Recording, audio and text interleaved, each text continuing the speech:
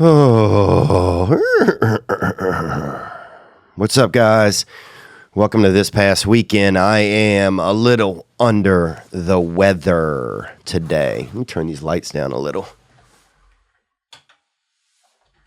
Oh, yeah. I needed a little calmer in here. I might even light a damn candle, even though the people that work here get upset if we do. Whatever. What's up? Welcome to this past weekend. Hope you guys are doing swell. What's going on, man? We didn't do it's not a regular start to the episode today. It's a little more low key. I got home yesterday and I wasn't feeling good. So I just feel sick. My head feels like somebody made like you ever have like somebody, you microwave a little bowl of Campbell's soup. And if my head feels like somebody microwaved it like a little bowl of Campbell's, maybe that chowder, or one, what else, like a beef stroganoff or something, and left it in the microwave, never ate it. They were high when they cooked it and then they went to sleep. And that's what my head feels like. I just feel like I have this kind of like bouillabaisse going on inside of my head, and that's okay though. Whatever. I'm sick. That's all right. You're here. I'm here. And I am happy to be here.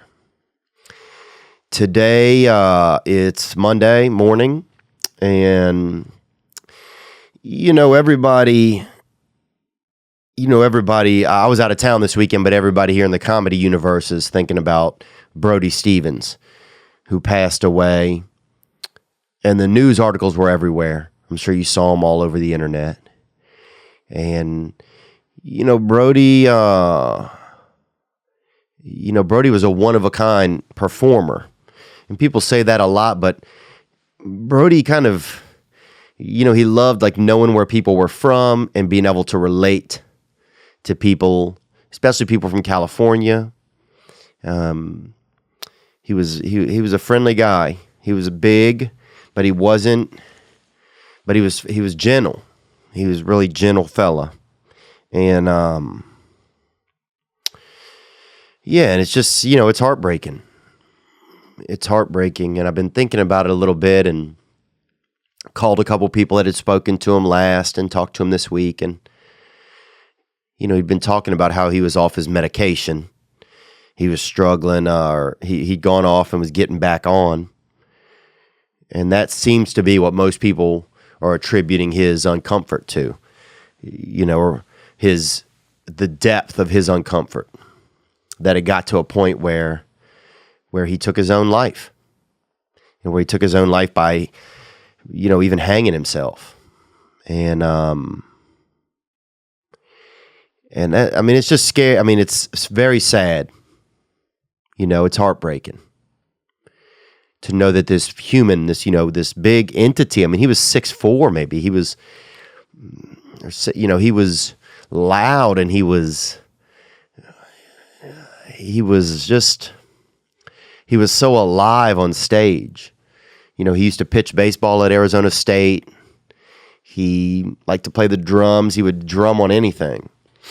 Sometimes during his sets, if the sets weren't going good, he would just get drumsticks or even invisible drumsticks and just start playing on the chairs in the stage or whatever.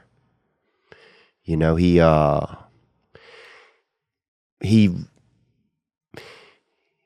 just like any comedian, he loved the attention. He loved the, there was some equation in the getting attention from a stage that made him feel okay. It made him feel okay. And it's just wild. It's like you think like, oh, well, the medicine, are you angry at the medicine? But then the medicine may have been what kept him comfortable for many years. He'd had an instance years ago where he went off his medication and it didn't. He had to be 5150'd, I think. And I'm paraphrasing here, but he went to he went into a kind of a psychosis bit. But I didn't know Brody super well. I mean, I would see him at the store. We would talk. Nothing real outlandish, but he was always, nothing of a ton of depth unless we were in a conversation together with other people, or unless specifically I was talking to him about baseball or vitamins. He loved to talk about vitamins and different things he did to make himself feel better. One thing that I noticed in looking and thinking about him and looking back at watching him perform, he always talked about positive energy. He'd say, positive energy.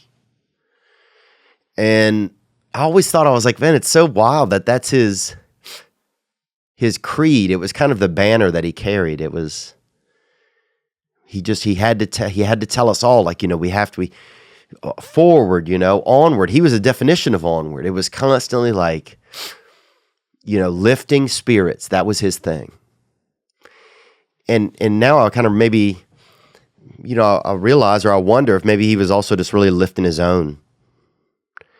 He always talked about the positive energy because he needed to lift his own spirits. And, you wonder, like, you watch someone's act on stage and you wonder how much of it is real and how much of it is, it's like, what's for the audience and what's for the entertainer themselves. And part of the thing I think in looking back at Brody, and this is just my perception, I could be wrong, and it doesn't matter if I'm wrong or right, but that he was, he was entertaining the crowd, but at the same time he was lifting himself up. Like all the times he talked about relating to people, like he would ask somebody where they played, where they went to high school, and they'd say, I went to high school at Reseda Middle. And then he'd rattle off the address of the Reseda Middle. I know where that is. That's at blah, blah, blah, blah, blah, blah, Antioch Boulevard or something. And then he would say relatable, like he had related to the person in the audience. And I guess now I'm just kind of dissecting, some of this the way. And so I guess it was like, he used these moments on stage to preach the things that he needed for himself, it seemed like, or to not preach them, but to kind of speak them the best way he could, that he needed to feel related to, and he needed to have positive energy constantly to keep himself motivated and excited. And that's how he did it, that he facilitated that through getting on the stage a lot. And it's just,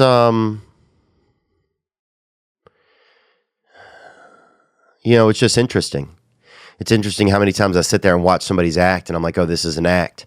But then how many times am I thinking, oh, what in here are the tools or the exponents that this entertainer is using to actually keep themselves okay today, to keep themselves well, mentally well. And then I thought Brody hung himself. And that's just so, it's so crazy. It's so foreign. It's so alien to think someone standing on top of something, putting a rope around. There's just so many physical moments you have to go through to do that. And, now, if you're a short guy, it's probably not that, it's easy. Hell, you could hang yourself off of a handle on a shiffer robe, probably, if you had a big, tall man, and he was a 300, Brody was probably 250. He was thick. He had those brontosaurus. He was brontosaurus. He had them big bones, I mean, you might see his bones on the Flintstones. He had those kind of bones. Them thick hitters, baby. Them, he had that dude was marrow plentiful. He probably had about 2 pounds of marrow in him. Straight marrow.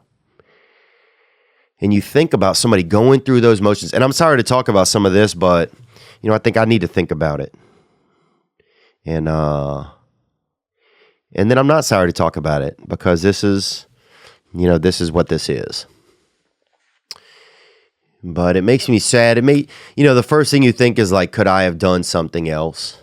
And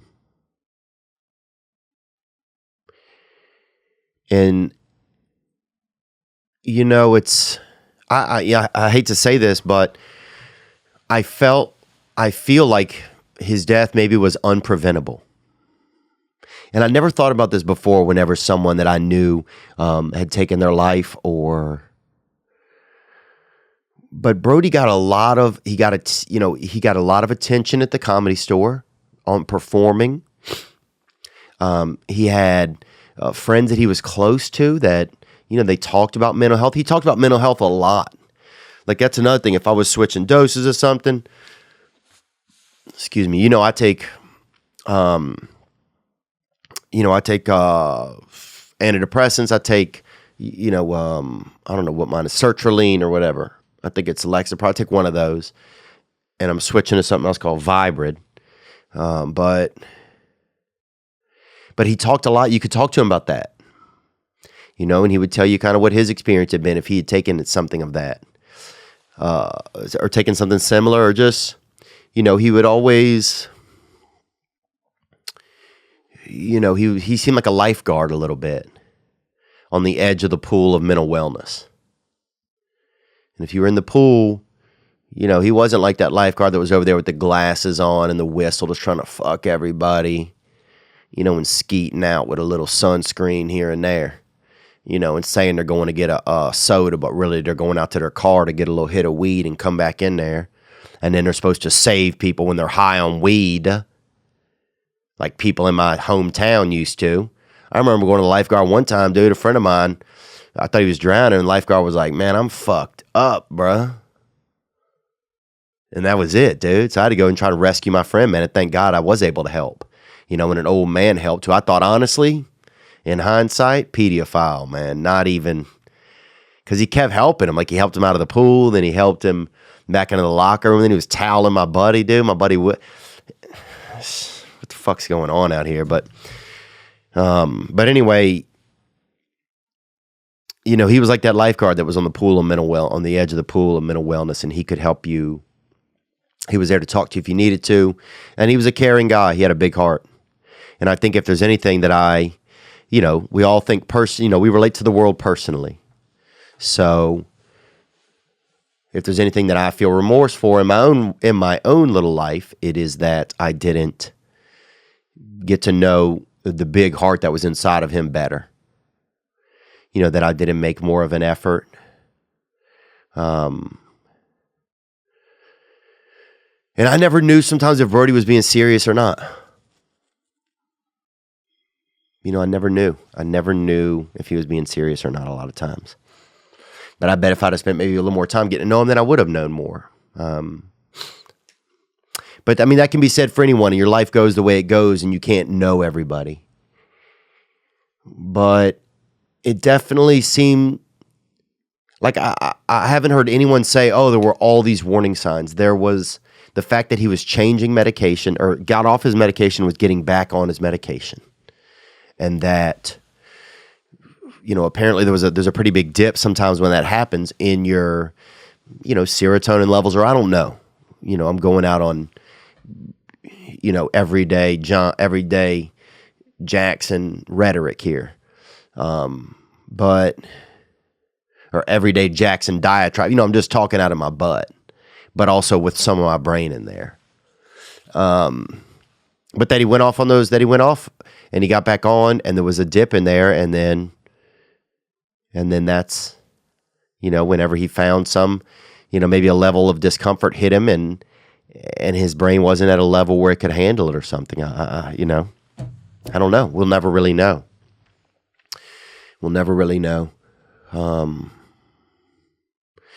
So, and it's crazy to think if it's unpreventable. It would have been preventable if he didn't switch his medications, maybe. But it didn't seem like anything anybody could have said that day or did that day. And you can't spend every night with someone that you don't, we can't, people can only really do what they're doing and do the best that they are doing in a specific instance. And, and the hanging part is what also gets me out, with Robin Williams hung himself. It's such and I don't mean this in a base way, but I mean this it's such a performer thing. It's such a display. It's like your last bit. It's like, oh, I need to show you that I'm not doing well. And I couldn't show anyone how bad I'm feeling or how uncomfortable I feel except with this last display of art. Because it's such a presentation, It's such a specific thing. It's like I need to stop my head. Like I need to litigate my head from my body. That's not called ligature. Oh, ligature. Yeah, I need to stop. I need to stop this head from infecting the rest of me. And this is the only way I know how to do it, is to literally, or not literally, but, I don't know, just to cut it off at the pass. I need to tighten right here so that my brain doesn't keep bothering the rest of me. And I didn't mean to get on, it's just sad, man. It's very sad.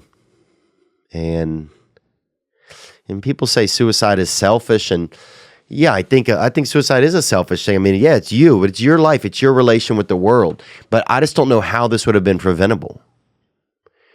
Unless his medication, maybe he didn't, or if he wasn't. I'm not sure if a doctor recommended that he switch with his medication and get off and get back on, or I don't know.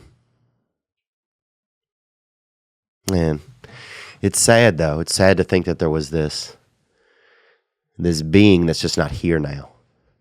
But I do hope that he's somewhere where he is at a lot more at peace. And I'm sure that he is. What else? Sorry to start us off like that. I'm not going to be in here too long today, man. I do not feel good. I have a fever. I got a fever Saturday. And I just didn't feel good.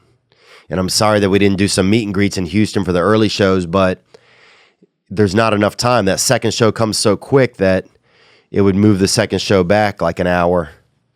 And, the clubs don't really want to roll like that. So, but I had a great time, and I loved that club. It was so great. So many, nice people. People came out for their first comedy shows ever.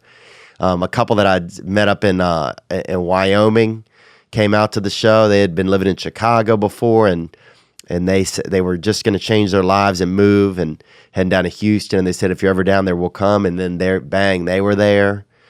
But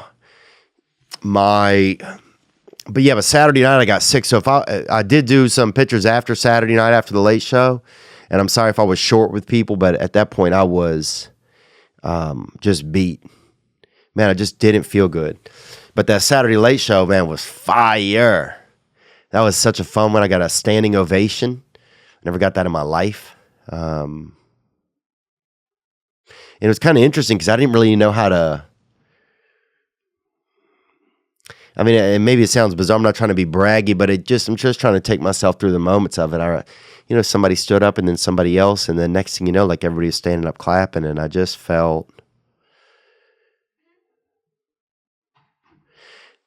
I don't know. I mean, I guess I just felt, grateful. So thank you guys. Thank you, Houston. My babysitter came out. Dude, they had a babysitter. We had a babysitter when I was a kid. And she used to watch us. And I hadn't seen her since then. I hadn't seen her since I was probably 9. And she came out with her husband. And it was, it was funny. She was just telling me stories of when I was little. And we had, and she was, attractive babysitter too.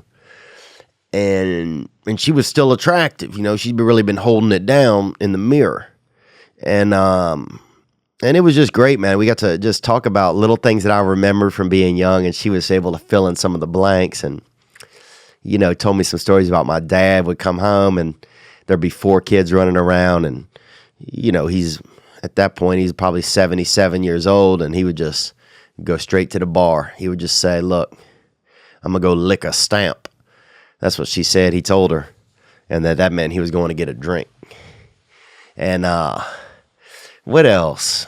Yeah, she just talked to, said my mom always worked and that we were pretty well-behaved children. We got into bed on time, and she said I wet the bed, which was good to hear because I thought I did, and I knew I did. So it was nice to just back that up with a little bit of evidence. But it was a good experience, man. Had a good experience down there. And I'm trying to think of what else happened, man. I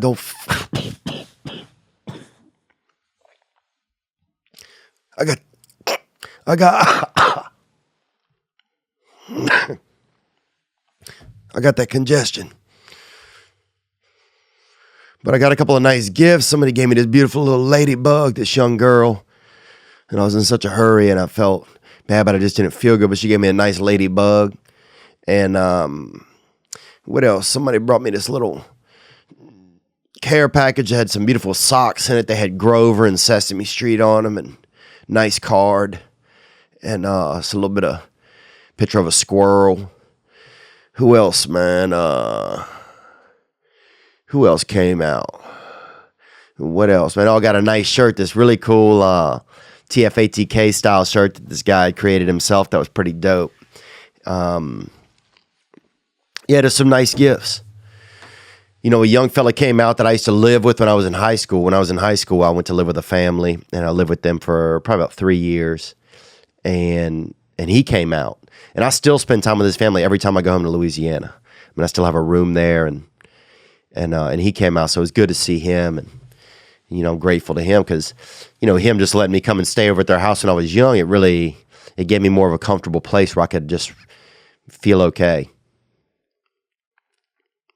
It gave me that, and I needed that at that time in my life. And I'm grateful for moments like those because it shows me the value of that. And moving forward in my life, if I'm able to, provide that for young people and stuff as I get older, if my, children have friends one day and that sort of thing, just to see how there can be value there. And just giving somebody a place where they can find a little bit of peace, sometimes. What else? I'm going, next week I'm in Boston. Not this week, but next week at the Chevalier Theater, Thursday, March 7th. And then Friday, I'm at the Wilbur. Friday, March 8th, and then Saturday, March 9th, I'm at the Borgata. Then also I'm at the San Jose Improv in late March, and Caroline's in New York City, May 3rd and May 4th. We're going to decide this week about if we're going to be able to add some more shows in Australia and then start looking into the fall. And I really want to come over there to the UK, mate. I want to come to the UK. So that would be good. Yeah, but I was thinking about Brody and just what it takes to be, just what does it take to be okay or to say I'm not okay? That's one thing I notice that I never say. If, I'll say how I'm feeling sometimes, but sometimes I don't want to say really just the exact words that I'm not okay, And I think that's probably what seems like something that is kind of really crucial and helpful to people, or which I've noticed to myself is helpful to me is in it find an environment or a person where I can say those things. Just tell somebody like when they ask me, because you always think that people don't really care. They don't want to be bothered. That's another thing. If you're a nice person and you don't feel well, you don't want to bother people. You don't want to bother them. You don't want to say, oh, well, I'm not okay. Because you think, oh, well, they're in a hurry. They have to go do this or they have to do that or they're going to think I'm weird. But there's something where where it's so hard to say that. And for me, that's what I start to find is the thing that I want to say the most sometimes. Hey, I'm not okay.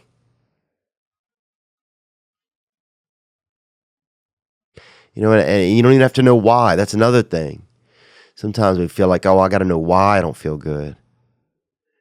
But that isn't necessarily true. You don't have to know why you don't feel good, I don't think. I mean, we don't know why. Sometimes I just don't feel good. Sometimes I just don't. Whatever I am, whatever the little being that I am, it doesn't feel okay. I don't feel okay. And that's when I find that I have disconnects in my life, is when there are moments in my life where I probably should have told people that and I didn't say it. Where it'd be when I was real young or whatever. I just didn't say it, or I didn't know how to say it, or I was embarrassed to say it, or I was ashamed of myself. I don't want to tell them I'm not okay. They're going to think I'm weird, and sometimes a sense of pride. It's like, oh, I'm not telling anybody I'm not okay. I'll show them I'm going to be okay, even though I'm not okay.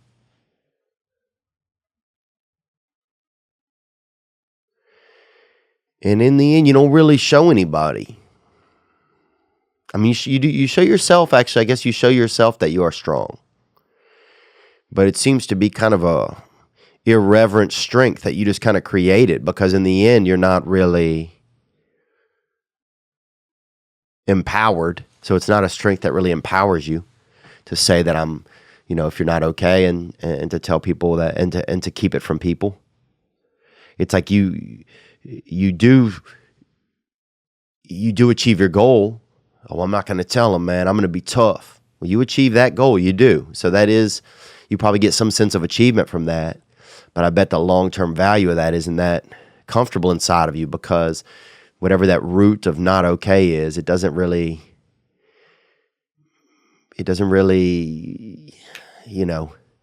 solve it. It doesn't really help figure out where it is, or help follow the root down into the dirt more.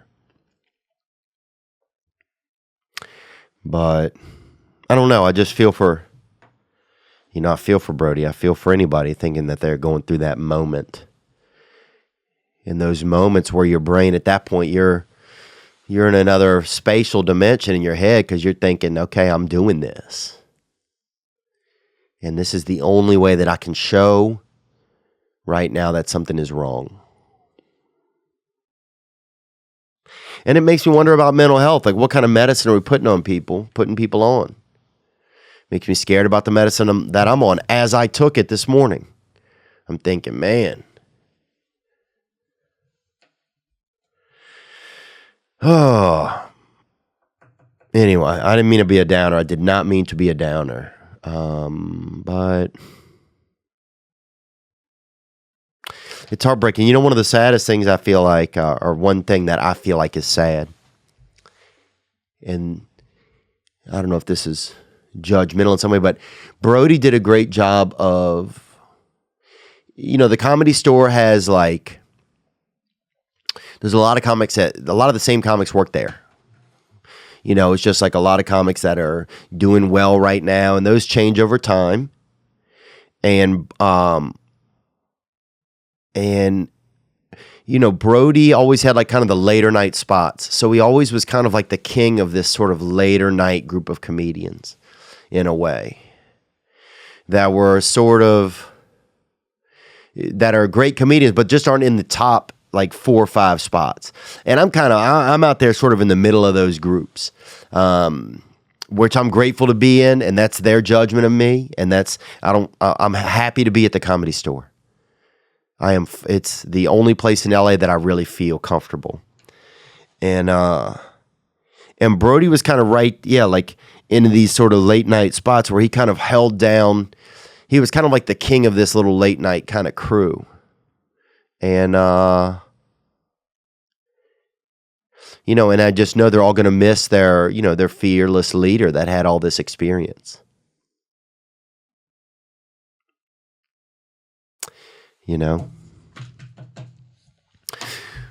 But rest in peace, bud. We love you. And I'm sorry that we didn't tell you that more.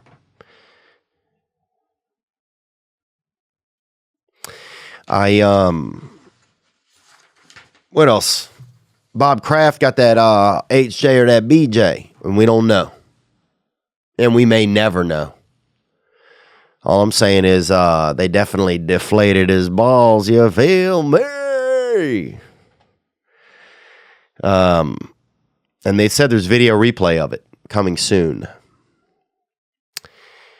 Which, yes, I am 60 or 70 days off porn, but I will be watching that, boing. You don't think I'm going to watch a 70-year-old Jewish dude get jayed out in a semi-dark room? Come on, bro. Then you don't know me. Then you don't know what I'm into.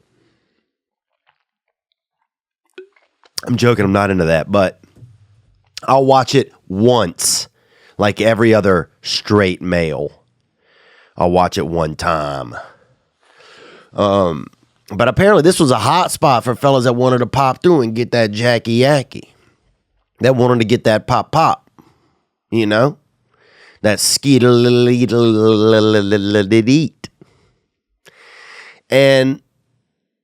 And here's what's come into this argument is like, oh, are these people there? Were they sex trafficked and this and that? And I mean, and that's where it's tough. It's like, yeah, you want to shut down sex trafficking. Also, if a woman is using that method of earning money to survive and is okay with it, you know, I think that there should be protection for those women as well. Because some people are okay with that. Some people's sexuality to them is very different. You know, and a lot of our American views are different of sexuality.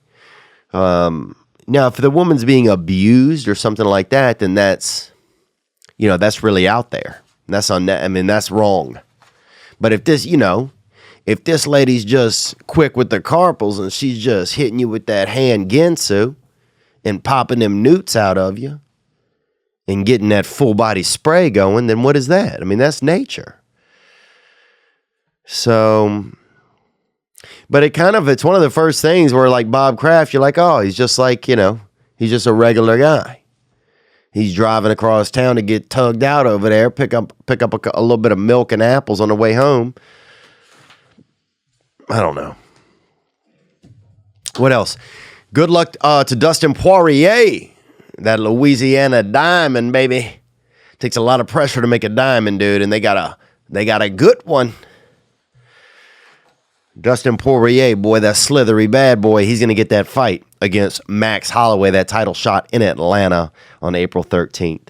And also Anthony Lionheart Smith, good luck in your battle with John Jones, man. I mean, I cannot even imagine, but you are a braver man than probably anybody. You might be the bravest man in the world.